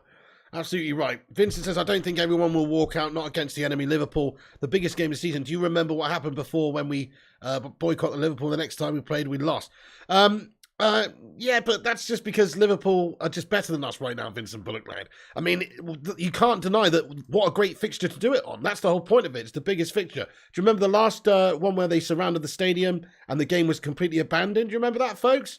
That was, what 2 seasons ago? Or was it last season? No, it's COVID season, wasn't it? I can't even remember now. But it was a big positive protest that happened that stopped the game taking place at the time. And then that basically had so much media coverage and so many eyes on it. That's great. That's great to unsettle the Glazers shit houses. Stuff like that's brilliant. You want to do it in a big game. In all fairness, that's when it should be. Do it. Yeah, we did it against Liverpool. Exactly, kerfuffle. So we've already done it. We already did it against them. That's when we surrounded the stadium, was against Liverpool in a big game. So I think that makes an even bigger message because there's so many millions of people around the world looking to watch that game. Lucky R, thank you for subscribing, and Emperor Jarome as well. Nice one, guys. If you guys are new, hit the subscribe button for daily Man United updates and a great community vibe. In fact, make sure you subscribe so you can chat and ask a question or whatnot. That's all we ask is you're subscribed. You don't need to be subscribed for any amount of time. Stefan says, walked out of Portman Road one time and they wouldn't let me in until I saw a steward who I'm friendly with. Stefan, all right. Please do it, says Lucky Singh. That was Super League, says Kerfuffles. Right, okay, but I mean, big, yes, you're right. Yeah, that's right, I remember now. But in terms of like the big protests, that's when you want to do it. That's when it can count. Too many tourists have an empty stadium, says Ryan Wheeler. It's a fair point. Chris Koo, thank you for the £2 super chat, lad. He says, just so you know, I'm sweating like a flying pig. Chris Koo, me too, bro. It is seriously moist up in here, isn't it? Crikey, guys. Smash the 69 in the live chat if you're sweating your munt off right now. Now you mention it, Chris Koo, I'm toasty. I'm seriously moist. Chris Koo, thank you so much. Let's get a Sue in the chat for him. Devils are red says, hope it works. We're in a mess. Can't see it getting better. Simon says, Pig, the Glazers won't care because they get the money, plus fans won't do that. They tried that before and not many walked out in the club. That's what I'm saying, though. If everybody did it, it has a good effect. But if only a smattering of people do it, it doesn't really mean anything. Fan base needs to be united. Exactly, Chris White. Exactly. Hey, thank you, Rushmono says subscribe to the channel. We also got to 353 likes, guys. That's amazing. Thank you, everyone, for dropping that thumbs up button. They are indeed infuriating to watch Emperor Jarome.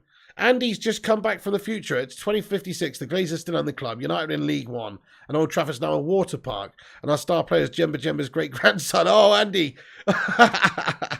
Andy Young, that sounds absolutely horrendous, dude. 69 moist, says David Willoughby, and Rob as well, and Walkingstone, and Kieran, and Johnny, and Emperor Jarome. They're all sweating the munt off. Mickey Kramer, and G, and Stefano Antonio, and Extra Zom, and Chris Barker. Yeah, Vincent says, remember some people have waited a long time to go to the game. They're travelling from the other side of the world. It's yeah, okay, fair enough, Vincent. Well, don't go to that game that everybody's got a planned boycott for then. You know what I mean? Like, that's the point. These people that's it. Don't do that. That's the point. You're adding to the problem then. If you're prepared to do that, just don't go to this one game. Anyway, yeah, that's right, Daryl Pratt. Big up the 1958 from Northern Ireland. Great man, Daryl. Nice one. Zamiasi, thank you for the super chat there, dude. He says, why don't United just hire Extinction Rebellion to advise how to cause disruption to the Glazers? Oh, man. Glazers Rebellion sounds like a good one, actually. Yeah, just like, I guess it would be quite easy. Sin Games is a good one. Sin Games, one of our legendary mods, he's always talked about doing rolling roadblocks, right? Just get everyone in their motors on the motorway, right? In the lead up to the town, just fucking crawl along. Just fucking crawl along. Only thing is it fucks over everyone else as well, who's just going about their day. It's proper Extinction Rebellion stuff. But if you just got cars in front of the coaches and stuff like that, and just did a 1 mile, you're not stopping, but you're just going super slow. You know what I mean? I like that idea. Zamiasi with a super chat, though. It's a good one. Thank you very much. Extinction Rebellion to advise how to cause disruption to the Glazers. Zane, you are on fire tonight, says David Willoughby. Absolutely. Glazers Extinction has a nice ring to it. Good shout, McKay. Yeah. Just glue everybody to their seats as Big Red. Rob says we need North American fans to disrupt Tampa Bay Buccaneer games. That'd be amazing. Hello there, Peter Abate. My vacation was good, man. It was all over in a couple of days. It was hectic, mate. You weren't even that chilled out in the end, mate. I need a holiday after the holiday, man, honestly. Extinction Rebellion glue their hands to the road, says Malps. You need the farmers in their tractors like Ireland, says Royce. Exactly. Yeah. Peace turn up, but buggered off because they came the armed police. Well, that's a problem, Vincent. I mean, you don't want to get in nasty, but peaceful protest is peaceful protest. Michael Price, what's good, my son? I'm sick of the Glazers and tired of this horrific setup and disrespectful system they've set up for Man United, says Emperor Jarome. Been a fan since childhood, and to witness us to get to this is heartbreaking. Well said, bud, it is.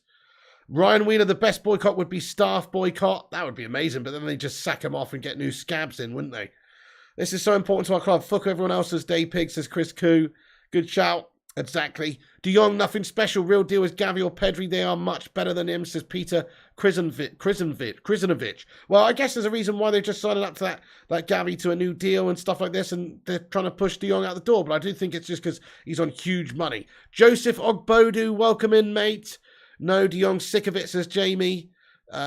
Just egg them at every opportunity, says Rory. We're shafted while our owners knock about with Klaus Schwab. And we F, mate. I don't even know who that is, to be fair, Chris Barker. Good evening, Joseph, though. Hey, Simon Cowie, thank you for another $8.99 super chat. Guys, let's get a love heart in there for Simon. Thank you so much for that, buddy. He said, Pig, the Glazers don't care about us true Reds that have been loyal to this club like me for 36 years since 1986. They only want the tourists, more money for them. Yeah, good shout as well, actually, Simon Cowie. Yes, you're absolutely right, bud. The old prawn sandwich brigade, mate. That's it, Simon Cowie. Good question. Good point. Yeah, you're right. Fair enough. I mean, I think we know that they don't have the best interests of our club. Otherwise, they've probably taken care of the debt by now. 17 years of owning it, you know. Instead, we're nearly in as much as when they bought it. So it's pretty clear that they don't really want to help this football club on the pitch as well. They only seem to spend when we don't have Champions League. The difference is, though, they are not even doing that now. They're not even doing that now. They're definitely awful, Simon. Get them out. Let's get a hashtag Glazers out in there. Some green and gold emojis. Thank you very much. Thank you, Chris Koo, for the green and gold hearts there. Thank you very much, Simon Cowie, you legend. That was funny when Zane's brother came in and told him to stop using Super Chat. Yeah, I know, Butterpants. That's a good one. Media are now blaming Ten Hag for the signings and lack of. Murtagh covering his back, says Chris White. Zane, why don't you go to crappy Arsenal Fan TV, seeing as you're an Arsenal fan, says Simon Gold. Hate hearing De Jong's name. He looks about 45, says Paula Chin. United's ground like a place of worship, but you can't trust the priest, says Big Red. That sounds a bit sinister, doesn't it? That sounded a bit more sinister than I think what you meant. Rory C says, get the See You Next Tuesdays out.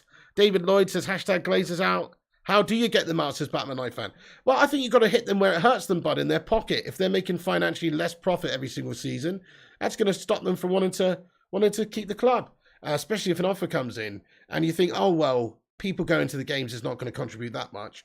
Well, no, you're right. But also, if it's a horrible situation where literally more than 50% of the fan base want these guys out, then sponsorships and things like this, they're just going to dry up a little bit as well. Like, do you think that a potential shirt sponsor or a potential clothing brand or whatever it may be wants to align with a club whose half of their fan base hates the owners and is prepared to protest against you sponsoring the club as well? I mean, nobody wants negative press like that when you can go and get a different team to sponsor. So I think that from that point of view, it does stunt the earning potential of Man United a little bit if there's a very horrible fan base situation going on where nobody's going to games, nobody's buying the merch, nobody's buying the subscriptions and all that sort of stuff. I think it does very much, you know, it will put their stock price down, it will put their income down, and it will just mean that the saleability of the club is more likely to happen because, well, it's not as profitable as it used to be. You can't see it happening, says Batman Knife. I mean, I can, you know, people power. Power to the people! Come on! Wolfie Smith in the house, my friends. Power to the people! Eh? What happened to that?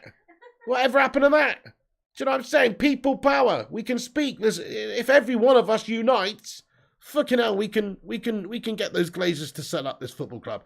They're only keeping it because it's such a profitable beast for them. If it wasn't profitable in the short term, they would get rid of it. And guess what? Once they've gone, it becomes just as profitable as it was before, if not more so, because then all of a sudden, all these fans around the world are happy to put their money into the club again. Philip Chapman, thank you so much. Thank you so much there, Philip Chapman. Member for 3 months. He says, let's hope we get some business done soon. Philip Chapman, thank you for supporting the show, bud. And I couldn't agree more with you. It's actually getting silly, isn't it? But yeah, hopefully some more business coming soon. Marky Harris says, Wolfie Smith, old banger, working in Aldi now. Mate, that was a good show, wasn't it, mate? That was a good show. Citizen Kane. Guys, a special one if you remember that. That's one of the most underrated UK sitcoms ever. That's a fucking banger. Anyway, maybe it's a bit before my time, in all fairness, but my parents used to watch it. Anyway, so you reckon the Glazers are Man City fans? Says 0793. Wouldn't surprise me.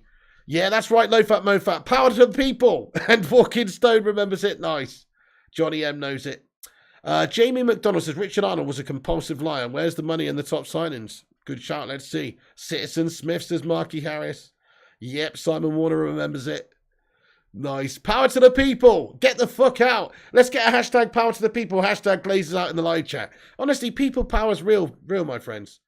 Orson Welles banger, says Mark Harris. Man United carry on at this level. Our stadium will be in the Audi's car park, says Emperor Jarome. Robert Lindsay's a legend. You're right, David. Yeah. Citizen Smith says kerfuffles. Yeah, that's it. Stefan Harringtonio. Absolutely. I did say Citizen Smith, didn't I? Oh, no, I said Citizen Kane. Fucking hell. Oh, yeah, I meant Citizen Smith, guys. I literally said Wolfie Smith. I meant Citizen Smith. I got mixed up with Citizen Kane, that movie. Yeah, you're right. Thank you, guys. Yeah, let's get one of those in there, like the Hoop Man. Power to the people, man. Yeah, hey, STB Mitchell, we're all good here, bud. You did a tour a long time ago. My tour guide told me that market stalls outside the ground pay the club to pitch outside. They should boycott that as well. Yeah, Simon, that's a good call as well. Manchester United will do anything to get De Jong, says Armed. You have 1 billion. Who would you buy? With 1 billion? Everybody, Peter. Everybody. Yeah, I know. I messed that up, Hoopman. But hey, you know. Still got your membership. Thank you, Palpud, for still being a member. Lee Zam thinks Lehman would be a good shout. Andy Carroll's a must signing for Man United, says Simon Gold. Don't buy the shirt, says Lucky Singh. Yeah, couldn't agree more with that as well.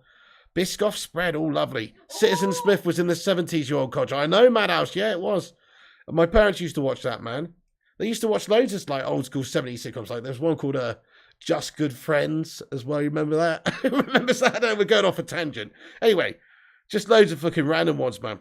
Manion, maybe fans should also walk over the cost of living crisis and rise in energy bills. Can we just take a second to address that for a sec? What the fuck's going on with the UK? Why are our energy prices going up hundreds of %? France has gone up fucking 4. I guess they've got state-owned fucking companies, don't they, and stuff like that. We're wankers. The UK are a bunch of fucking wankers. How the bloody hell have we let ourselves get into this situation now where our energy prices have gone up 300% or whatever it is, and then everybody else around Europe's gone up a little bit? We're fucked.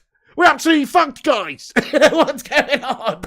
Fucking hell, the average household's going to have to spend 4K a year on electricity and heating costs from now on. Fuck me. We're all doomed. We're doomed. Anyway,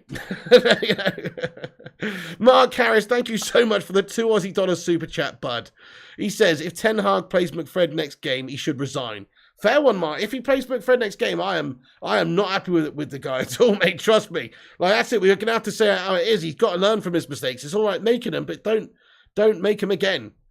Prices going up in October and January. Exactly, Viking football. It's going to be seriously bad, mate. Yeah, we sold all our energy to French, says Stefan. That's it.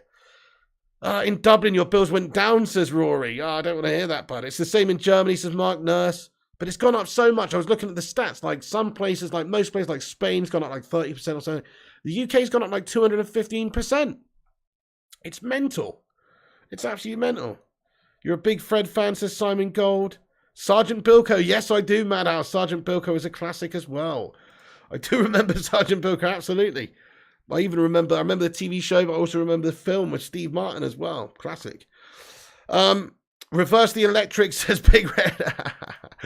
Oh, man. Right, what's this Rushmano's just sent through here? Oh, yeah, Kalidasic is another player that's linked to Manchester United at the moment. We're one of the clubs who's interested. Just a young striker. Don't know too much about him, but apparently we are interested in him. That's quite interesting. Love thy neighbour, says Low Fat Mofat. Oh, God, that was... you wouldn't get away with that these days, mate. That was definitely one that's staying in the 70s, that one, bro. Slim Reaper says, get your PayPal up, pig. Get 100% then. Well, yeah, to be fair, there's a link in the live chat, Slim Reaper. I don't mind about that, bud.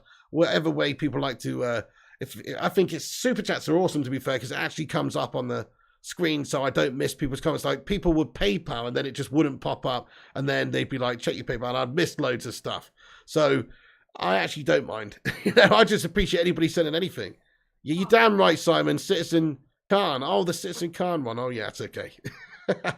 Zay Miasi's got another super chat in here, bud. He's going in there raw, lad. He says, because we don't use nuclear power and gone for net zero, which is not enough to power the UK, plus locking down for 2 years and spending more money than WW World War II for furlough caused inflation. Yeah, okay, Zay Miasi, but you know what?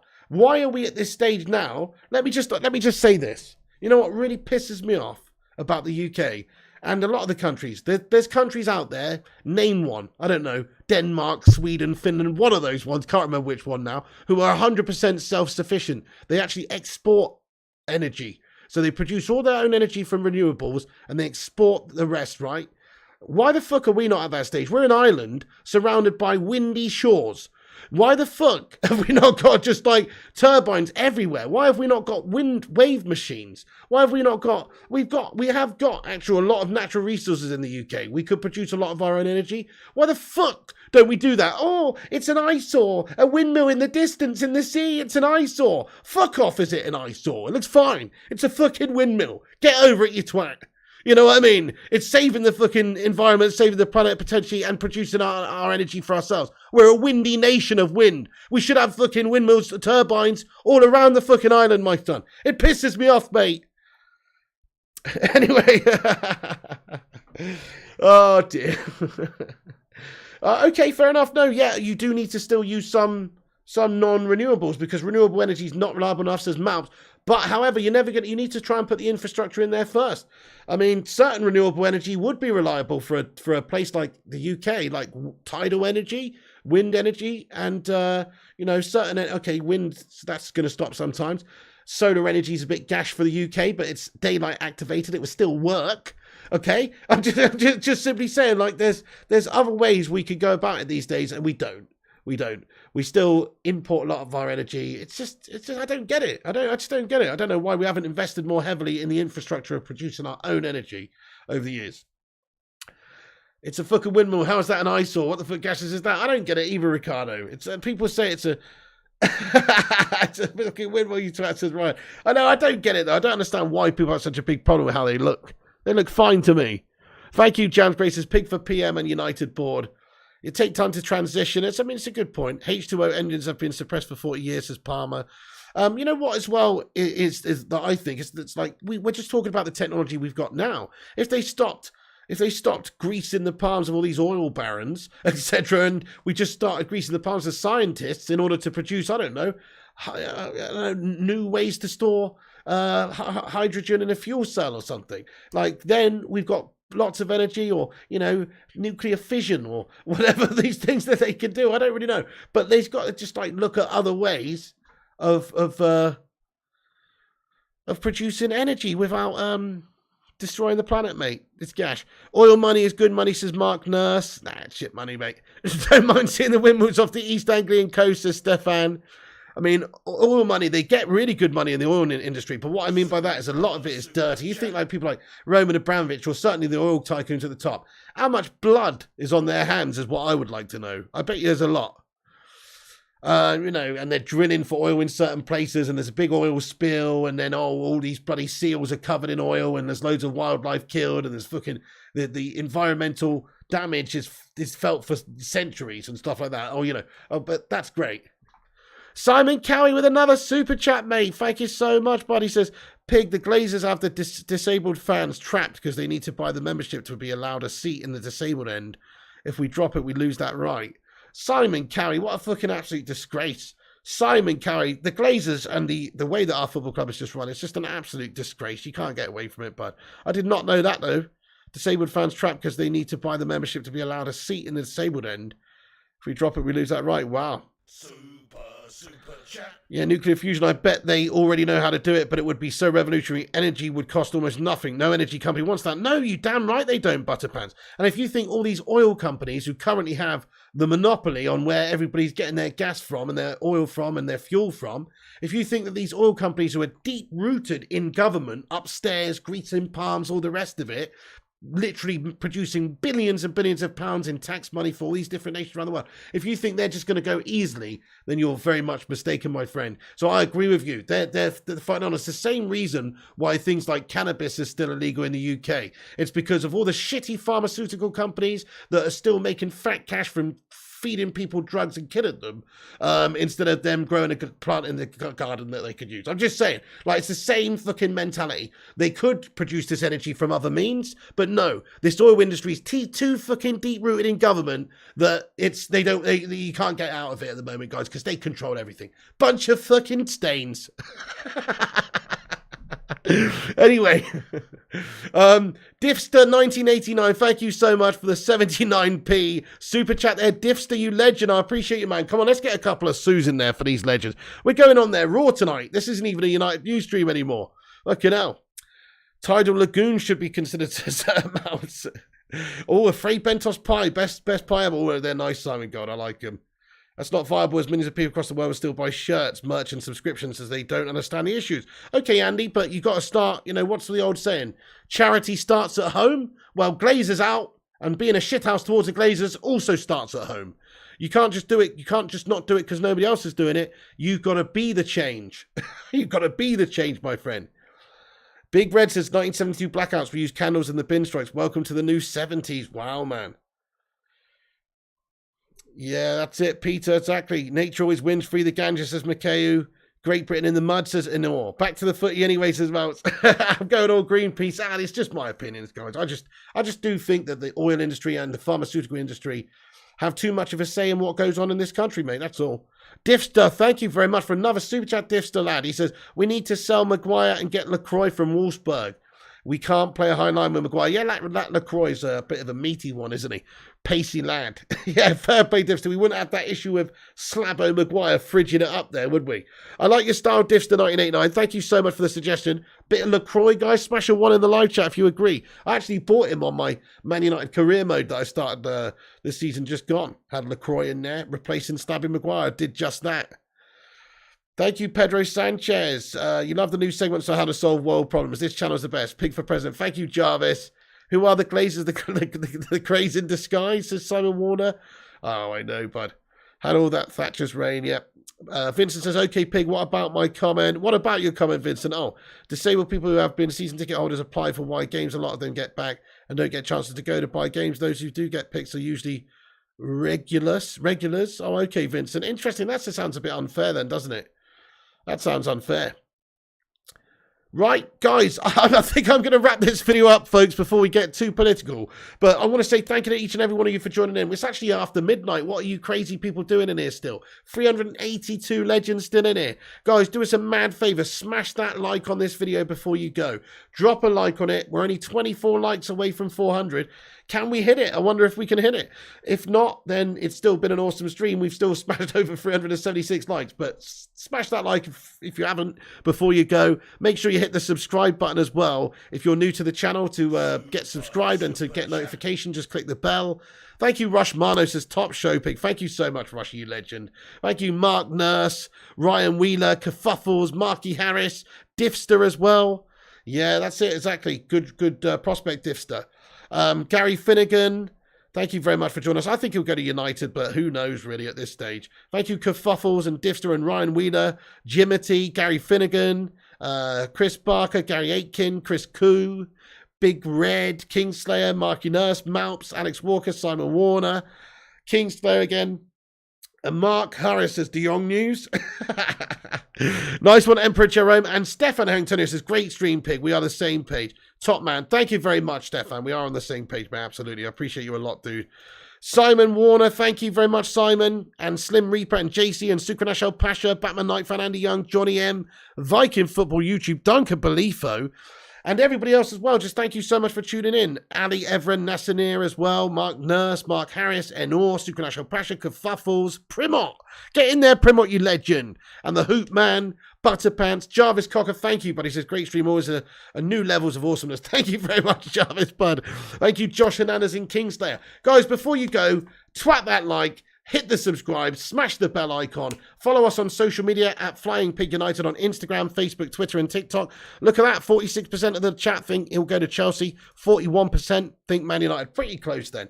But still, most people thinking he'll go to Chelsea. Thank you, Big Red. Cheers, Simon Cowie. Thank you, Simon, for all the super chats there, bud. and people like Sami Assi, Marky Harris, all the legends for supporting the show. Thank you so much, guys.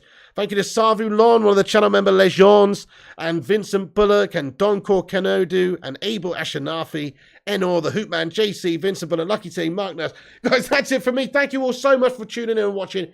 Hit us up on social media, Instagram, Facebook, Twitter, TikTok, and Twitch at Flying Pig United. Check out the website, flyingpigunited.com or unitedflyinghigh.com. Also gets you there. And thanks for watching. And remember, win the seagulls. Thank you, Simon Gold. Thank you, Carmen Bodice. Thank you, Kerfuffles, Berber, Stefan, Ulf, Mark Nurse. Legends, all of you absolute long-time legends. Thank you so much for being here and supporting the show, guys. That's it from me. Have a great night. Thank you so much for tuning in, guys. And I'll catch you on the flip-flop later. And remember, when the seagulls follow the trawler.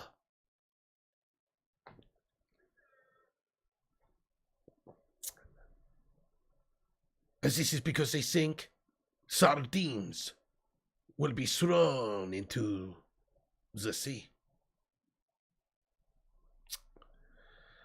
Thank you very much. Sue! 400 likes, baby. We did it. Break out the red panties. Have a great night, everybody. You're a bunch of legends. Catch you tomorrow.